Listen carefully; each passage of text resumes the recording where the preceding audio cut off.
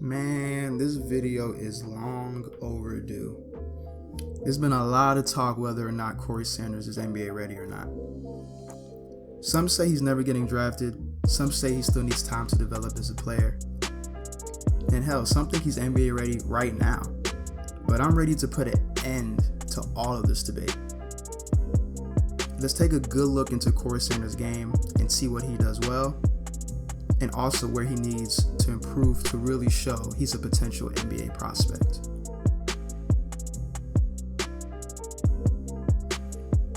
Now, if you've been following Corey for a while, you should know that the strongest part of his game is his finishing ability. Standing at a solid 6'2" and weighing a little over 180 pounds, Corey is a very physical and explosive guard that loves to attack. While he does finish with his right hand virtually every time, he still finds ways to finish at the cup at a consistent rate.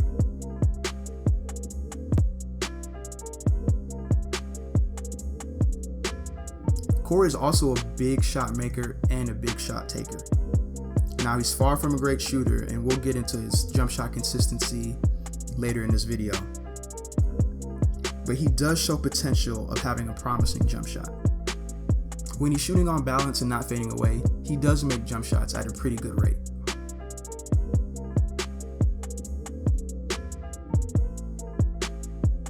But let's get into why Corey isn't quite NBA ready yet. Now, after watching and breaking down film, it's clear to see that Corey really has no left hand. Corey is so right hand dominant that even if the whole left side of the floor is open to attack the hoop, he'll still drop to his right into the traffic of the defense and force up some bad shot. Corey needs to realize he's making himself so predictable and easy to scout for opposing teams. It's really concerning that Corey is a junior in college now, but he has yet to develop a solid left hand.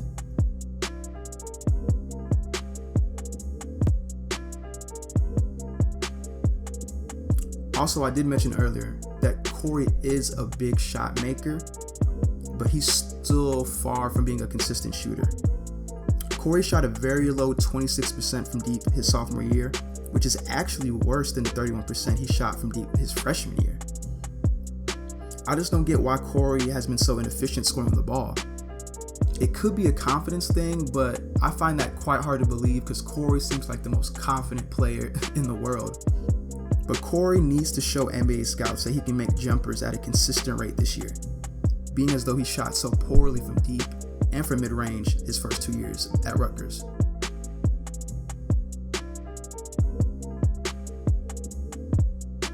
Lastly, and I feel like this is the biggie, Corey just lacks the natural feel for the game at the point guard spot. He only averaged 3.2 assists per game to go along with 2.7 turnovers, which basically gives him an assist to turnover ratio to 1-to-1. His handle is sloppy much too often, especially when he's being pressured. And he really didn't make his teammates better at Rutgers last year. I feel like right now Corey is trying to find a balance of being a solid point guard while being the big time scorer that he naturally is, which is why he's having a very, very tough time getting on these NBA scouts' radar.